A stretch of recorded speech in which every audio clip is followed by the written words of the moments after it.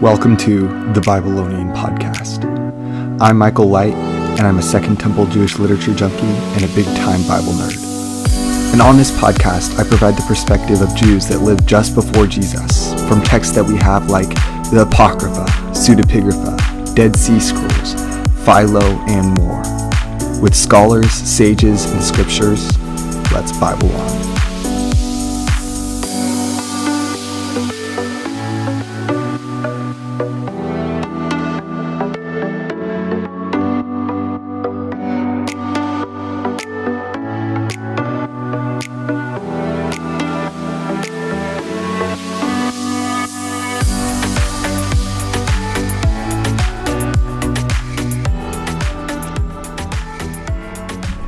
Well, welcome back to the podcast, and in today's podcast episode, we're going to be talking about the apocryphon. That is a text that is outside of the biblical canon. In other words, Jesus did not read this text as part of the scriptures, but he definitely read it, and so did the apostles, and they were big fans of these texts. Well, to be fair, we don't know for sure about this text, but it was certainly among the types of texts that he was reading. In fact, the text that we will be discussing in this podcast episode, the name is Judith, actually was not super popular until about the 10th century AD, that is. And it got remade into a bunch of paintings, and there was a poem made based off of it, and other retellings, and even there's just a lot of art that started popping up around the medieval ages based on this apocryphon. But in its day, it was not very popular, and whenever I summarize it, some of the controversies in it will make it pretty clear why it's not popular. So, in this episode, I'm going to be talking about the apocryphon known as Judith.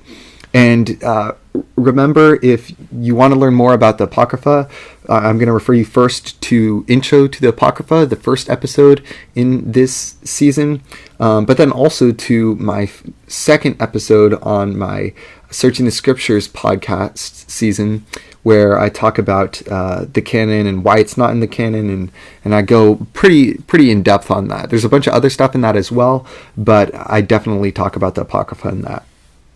I also want to remind you that I have written an overview, a complete overview of the book of Judith, which comes with a summary and a quick explanation. It's based off of the Bible Project's Read Scripture podcast series. Not podcast, I'm so sorry. It's based off of their complete animated overviews. Of course, I don't have the animation capacity to do what they did, so I just wrote out a script for it. And you can access that on my website if you go to michaeljlight.com or thebabylonian.com. You go to Works and Writings, click on Apocrypha. Before I said that I would just put it on Works and Writings, but actually if you click on Apocrypha, you'll see there's a section at the top for complete overviews for Tobit and for Judith, and I'm working right now on the one for Wisdom of Solomon because I'm already ahead in my reading. And so I will put that out when I'm done with that. And you can also see all my other notes on biblical references and questions to the Apocrypha on that same very page. With all that said, let's jump right into the book of Judith. So the first thing to know about the book of Judith. The book of Judith is about, take a guess, that's right, a character named Judith.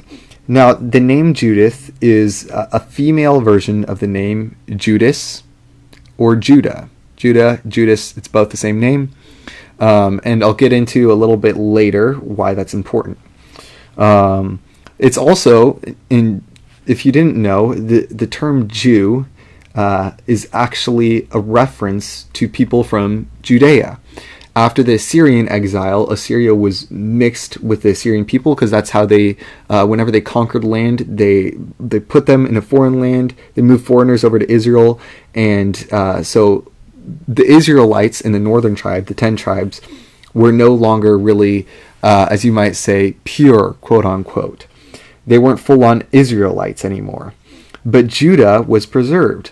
And so really to refer to the people that began as the 12 and a half tribes, 13, 12, depends on how you count them, the 12 tribes, it would be Israel, but really it would not be so true to continue to refer to them as Israel after the exile, because the only quote-unquote purebred Israelites were the Judahites, and the reference, the word for that is a Jew. Jew is just a term for somebody who's a descendant of Judah, or somebody who follows the religion of Judah. So, in case you didn't know, so it's also a female name that means Jewess, a lady that's a Jew. Now, much like Tobit, and maybe even more so, Judith is a comedy. It's not a rom-com. In fact, it's quite the opposite, because as we'll see, Judith is a widow, but it's a comedy. And so there's all types of ironic reversals throughout the play. And in fact, the play is built based on two different chiasms. And I'll get into all that at the end. So I've made a bunch of statements that I promised I'll get back to in the end, and I certainly will. So first of all, let me just summarize the book of Judith. So in the very first verse, we see that Nebuchadnezzar is the king of Assyria. Okay, so you've already gotten to the first verse, and if you know anything about the Bible, the Hebrew scriptures, then you know that there's a mistake, because Nebuchadnezzar was never the historical king of Assyria. Now, you can throw this against the wall and shout at it that it's ahistorical, and that's why nobody ever liked it.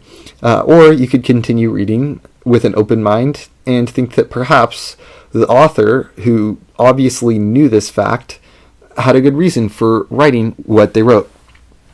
So there are two explanations for this. The more literalistic Catholic apologetic argument would be that Judith is... it did have real historical characters, but the names got switched up.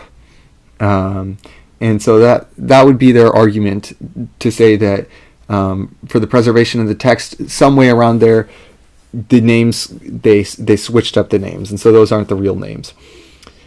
But on the flip side, the more popular interpretation that also seems to make sense is that this is actually an allegory or historical fiction. And so it's actually representative of an actual event, but with all types of ironies. And as we go through that, we'll kind of see that. But this is, and I'll talk about this when I get to the Maccabees, I hope, if I remember. But Judith is seen as an allegory for the Maccabean revolt, and especially the defeat of Nicanor, or Nicanor, I think that's how it's said. I don't really know, so I'm sorry if I'm butchering that. So if you want to know that story, you can see 2 Maccabees 14 through 15, or 1 Maccabees 7. Because again, the Maccabees are not sequential. It's not first and second Maccabees, because the second Maccabees does not follow the first. It's 1 and 2 Maccabees. They're telling the two different stories with different emphases, sort of like the gospel accounts. Again, these are just like 2 or 1 chapters, so it's not that much. But the apocryphon of Judith, on the other hand, is 16 chapters. So, continuing on, Nebuchadnezzar is the king of Assyria in this allegory. Now, Nebuchadnezzar, again, that's the king of Babylonia, for those of you who don't know, and Assyria is the nation that took out the northern tribe of Israel, and Babylonia is the one that took out the southern tribe of Judah. And so it's kind of a mashup of the two political powers that defeated Israel and took them into exile in the first place. I can't remember if I said this. Maybe I did. But one of the main reasons for seeing this as an allegory is, other than the story itself, which is already a pretty good picture of the Maccabean revolt, is that Judith's name is the same as Judas or Judah. And the person who leads the Maccabean revolt, military-wise, is Judas Ha-Maccabee, Judas the Hasmonean. So that right there is a connection already. Judith is a female Judah Maccabee, if you will. So, whichever view you hold, that's fine. Nebuchadnezzar sends a message throughout the whole known world, and every single nation refuses to join him in this one war. So Nebuchadnezzar is furious, and he swears that he will destroy all the nations that refuse to help him.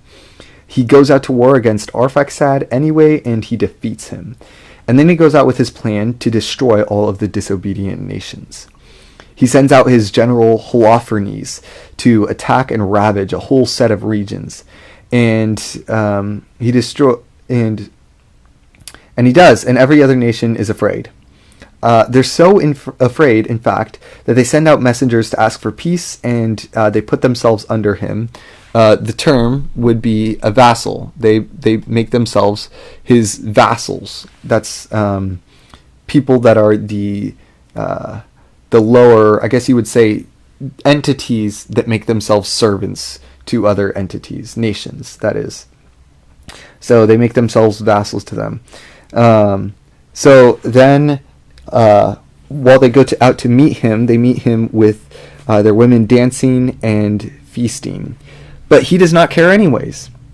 He comes and he demolishes all of their temples and their shrines, even though he accepts their peace offerings. And he sets out to attack Israel next. Israel hears that Holofernes is coming for them next and is just as afraid as all of the other nations. So Jerusalem sends out messengers to Bethulia, which, by the way, means virginity. And Bethulia is actually not a historical place. There's no other reference to this. There's no way that we have heard about this. So that's another reason for interpreting this as allegorical. Anyways, they sent out messengers to Bethulia to block the only pass through the mountains to Jerusalem so that Holofernes cannot enter. All Israel puts on sackcloth and ashes on themselves. In fact, they even drape sackcloth over the altar. Again, that's kind of a satirical part of the play. And they cry out to God to spare them from being destroyed and being sent back into exile. Holofernes hears that Israel has prepared for war, and he asks the local Moabites and Ammonites why they didn't come to help him. Then an Ammonite leader, Achior, comes to Holofernes, and he tells him the whole story of Israel, that they were saved from God, that they were saved by God from slavery in Egypt. God leads them into Canaan, giving them victory against all the nations that they fought against. And he ends by saying, now, my Lord and King, if these people make any mistake and sin against their God, and we find it, we can defeat them. But if they do not, then let them be. Their Lord and their God will defend them, and we will become a joke to the whole world. And that's in chapter 5, verse 21 through 22. Now, remember, like I talked about in the first episode of this series, the apocrypha is very much based on this, as some might call it, Deuteronomist thinking. Remember, the blessings and the curses for those who obey and disobey is at the end of the book of Deuteronomy. It's this idea, if you disobey God, then God is going to deliver you into the nations. One will chase after 100, and 10 after 10,000, and they will be destroyed, and the pestilence and the plagues and all this will come on Israel, and they'll be destroyed. But if they are faithful to God, then God will fight for them, and he will give them victory, and they will chase off millions ahead of them. And I'm not really quoting that. I'm just I quoted it more on the first part, but anyways, that's the idea. And the irony, there's this irony because it's an Ammonite that's going out and telling Holofernes the whole history of Israel, as if he's an Israelite. He's talking about God all piously saving Israel, which is just a very interesting irony in the story. Very much unexpected, as all things in the story. So anyways, Holofernes is furious, and he says he will destroy Achior with Israel. So Achior sends Achior out, and so that when Bethulia takes him in, and he destroys Bethulia, Achior will know that he is more powerful, and he has destroyed Achior with Bethulia. So anyway, Israel sends out their warriors to come in, protect Achior, and take him in. And Achior tells them everything about Holofernes and what just went down. And they reassure Achior and then ask God to see them and save them from their enemy. Then Holofernes prepares to destroy Israel. When the nearby nations tell him that Bethulia will win because of the advantages that the mountains gives them, he still thinks that he will destroy them. And so they tell him that he should simply stay at the spring water to keep Bethulia from their own source of water.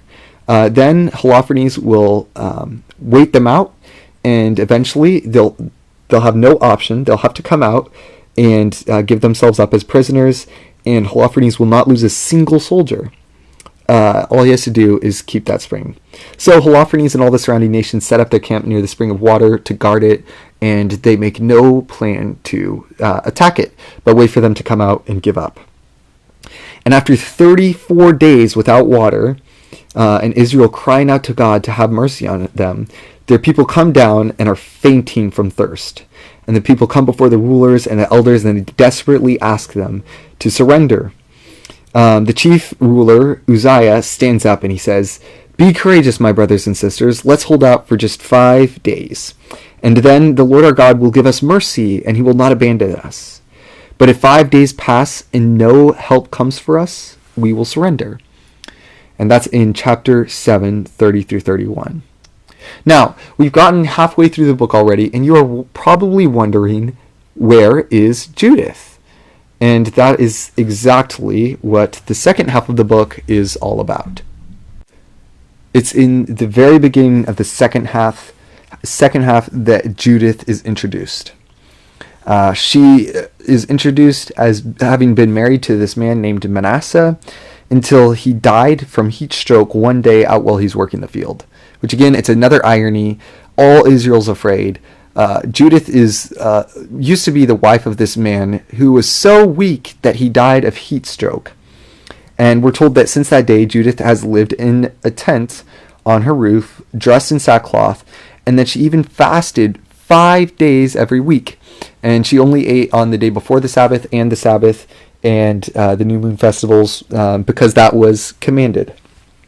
She fasts every single day that she can according to the law. And she stays a widow, and she stays in her widow's clothing. And it also says that she's beautiful, and everyone respects her because of her devotion to God and her piety.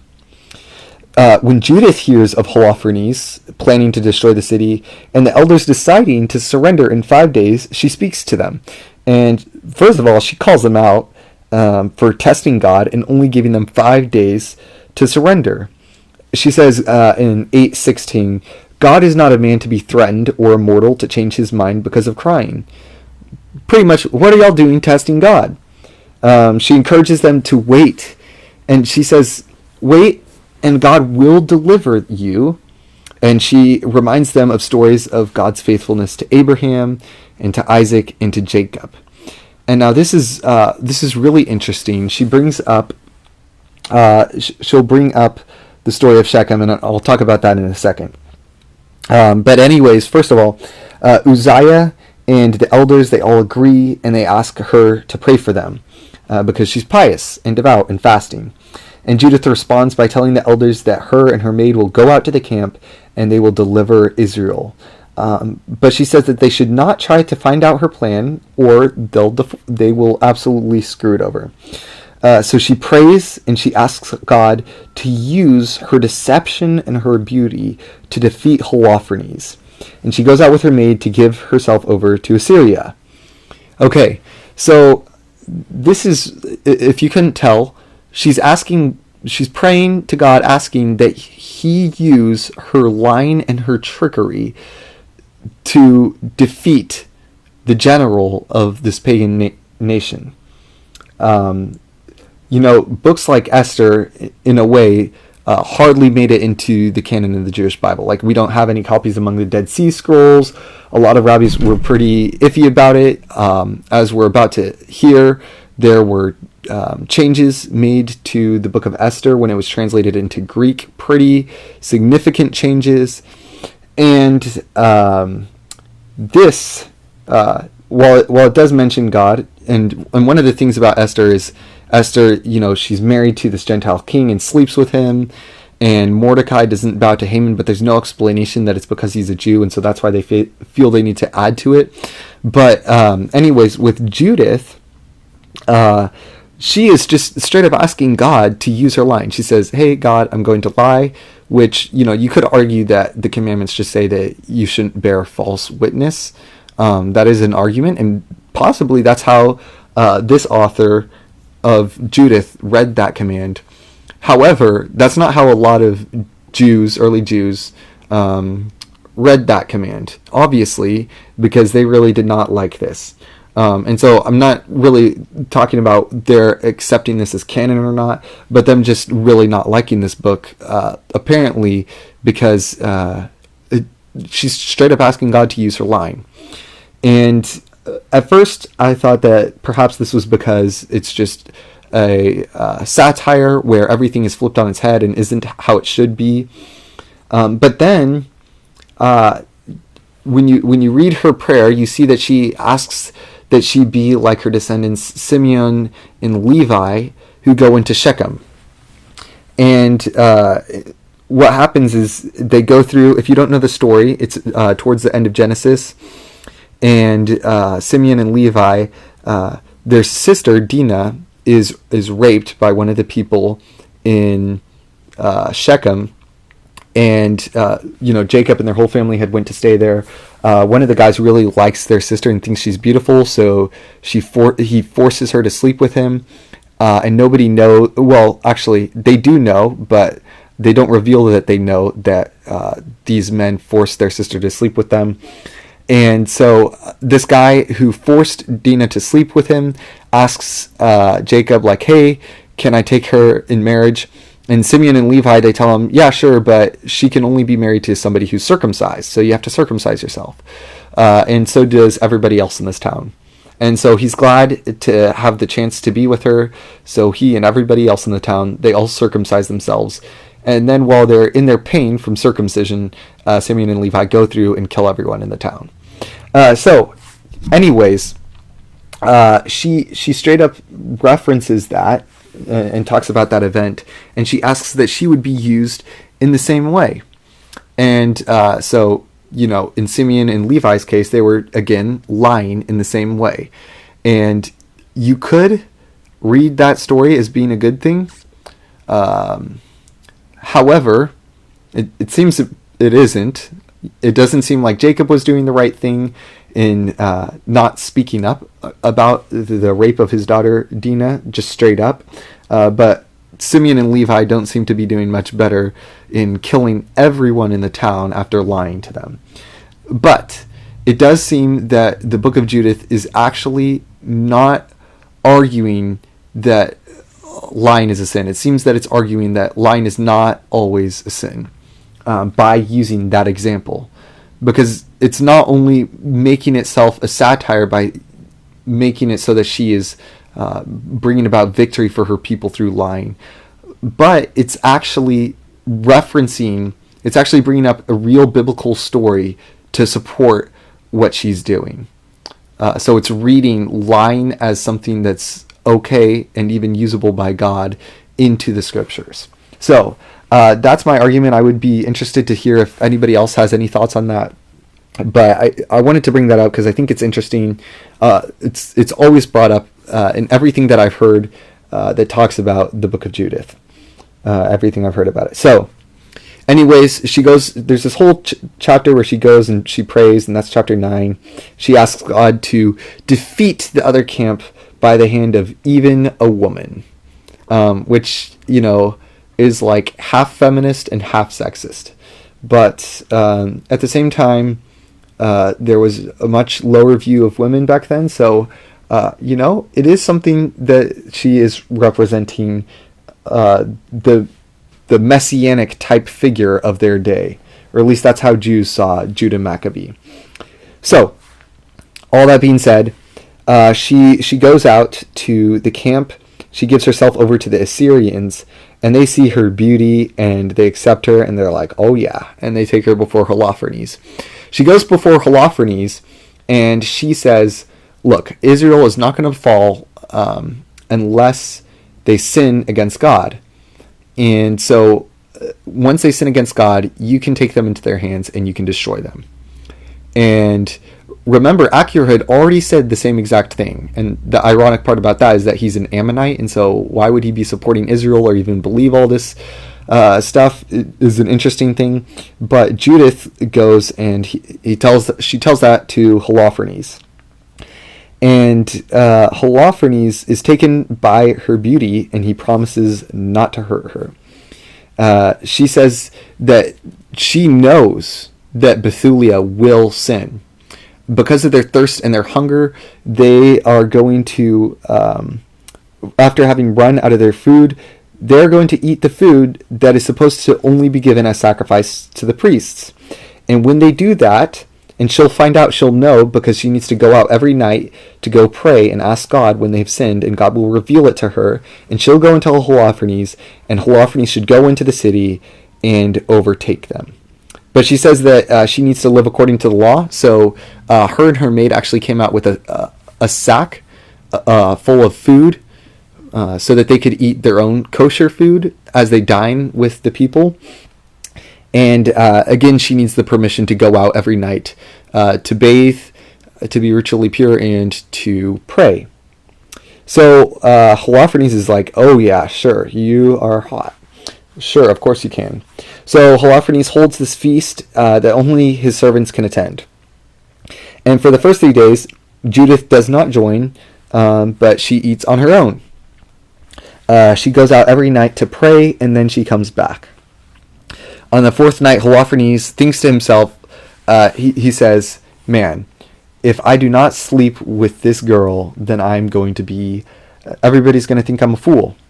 And so he sends his messenger to go get Judith, and he says, like, set her up, like, this needs to happen. Like, ask her, invite her to party with us. And Judith, and by the way, everything that Judith says to Holofernes, it's like she's saying one thing, and so it's like this, she's like that little punk kid who their mom asks them, have you cleaned their room? And they say, yes. And then they mutter under their breath, yes, I cleaned it 3 years ago.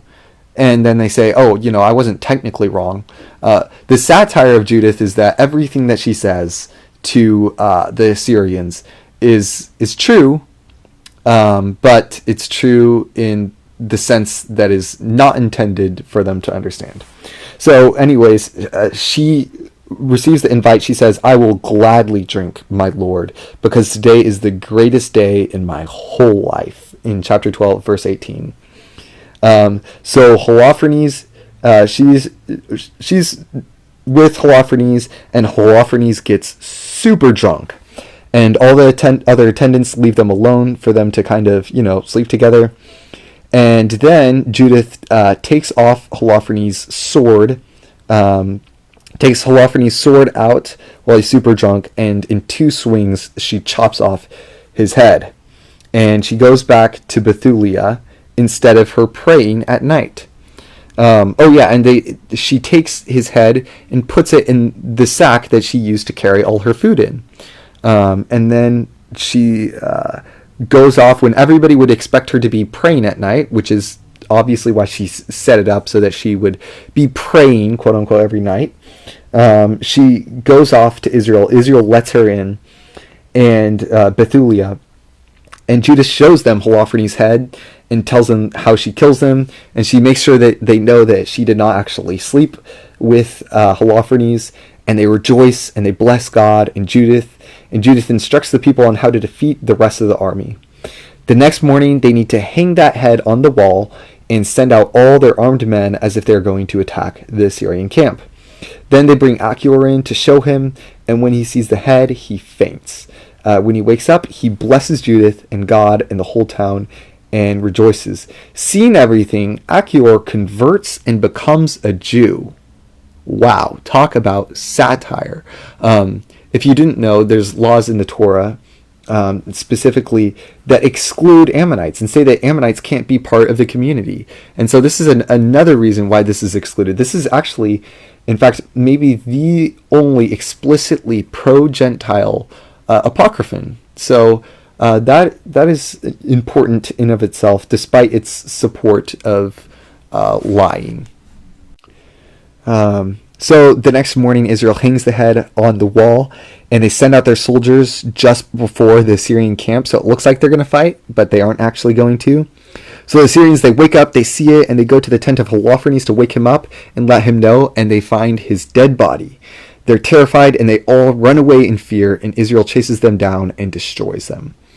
And then, just as the women went out to sing and dance and welcome Holofernes from the nations, the women of Israel go out to sing and to dance, and they rejoice in their incredible victory, and Judith sings a song about herself. She says, "The Lord Almighty has foiled them by the hand of a woman. For their mighty one did not fall by the hands of young men, those scaredy cats, nor did the ones of the Titans strike him down, nor did tall giants set upon him. But Judith, the daughter of Merari, with the beauty of her face, finished him." The people give up their offerings to God, and Judith dedicates everything she got from the camp to God. They throw a feast at the temple for 3 whole months, and then Judith goes back to living life as a widow and dies at a good old age with peace for the rest of her days.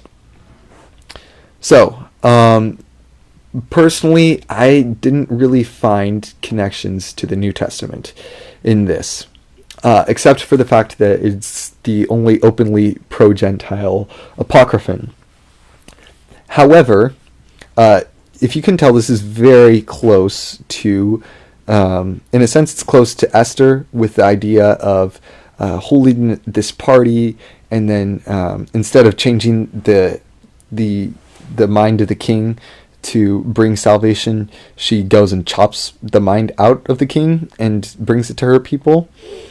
It is very much like Esther in that, and with the heroine, it's even more closely associated with Jael, like we see in Judges 4 and 5, where it's Jael that welcomes Sisera.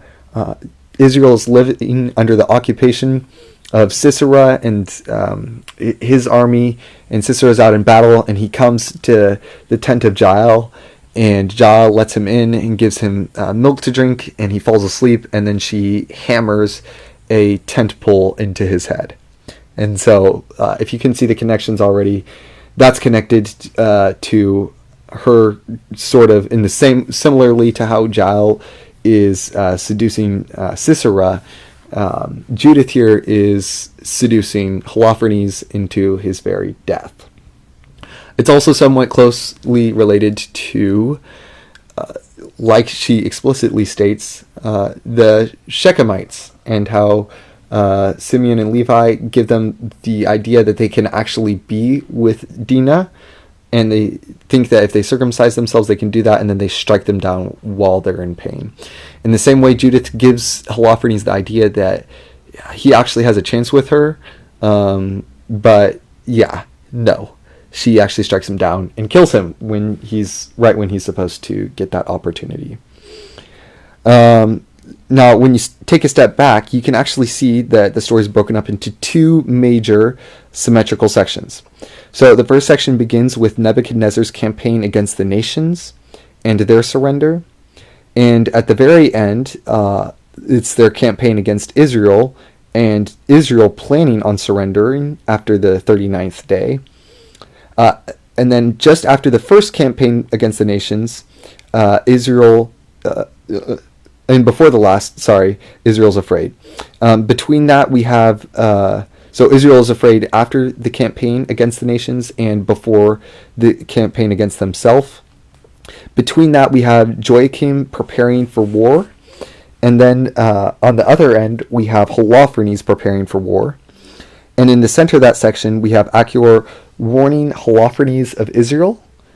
And then we have him being expelled by Assyria. And then we have him accepted into Israel and reassuring Israel of their security. So if you don't, I should have explained what a chiasm is, but really a chiasm is, if you're thinking of poetic structure, it's the basic structure of A, B, A, or A, B, C, B, A. So do, do, do, do, do. It's kind of not a very good way of explaining that, but pretty much it's this symmetrical structure where everything on the ends is closing in towards the center. So on both the outsides, there's these campaigns, first against the nations, then against Israel. On the inside of that, you have the fear of Israel. And on the inside of that, you have Joachim and Holofernes preparing for war. And in the center of that, you have Achior warning Holofernes of Israel and being expelled by Israel, which is parallel to him being accepted into Israel and then reassuring Israel of their security. And then there's the second section of the book that begins with Judith being introduced as a strong widow devoted to God. And then on the parallel side at the end, it ends with her ending her long life in faithfulness to God. Between that, we have her planning to attack Assyria. And then at the very end, before the end, there's her plan to end it. Between those two, Judith and her maid go out to Assyria, and they also return. And then in the very center of the second section, Judith slays Holofernes. And near that is when Achior converts. And so, again, this is probably an allegory for the Maccabean revolt, when all the nations are coming out to fight against Israel, and especially Nicanor, who comes out and at first befriends Judah Maccabee, and Maccabee ends up killing him, and they hang his head on a wall to remember him for the rest of time. And they really think that they're going to be destroyed by him, actually. But Judah Maccabee tells everybody to come to God in prayer and faithfulness, knowing that it's God who is going to protect them, even though they're afraid. It's God who will give them strength against this great big army. And so remember that you can, if you want to read those two, it's in 2 Maccabees 14 and 15 and 1 Maccabees 7. So that is the whole point of the story. The point is to show that Israel is faithful to God, and when they pray to him and not testing him, that God will be faithful to use even the oddest of events to bring down the biggest of villains who threaten his people. So that is the book of Judith for you. Remember that you can find the overview of that on my website. You can also find all the notes that I'm taking in the apocrypha real time. And see you next time in Babylonia.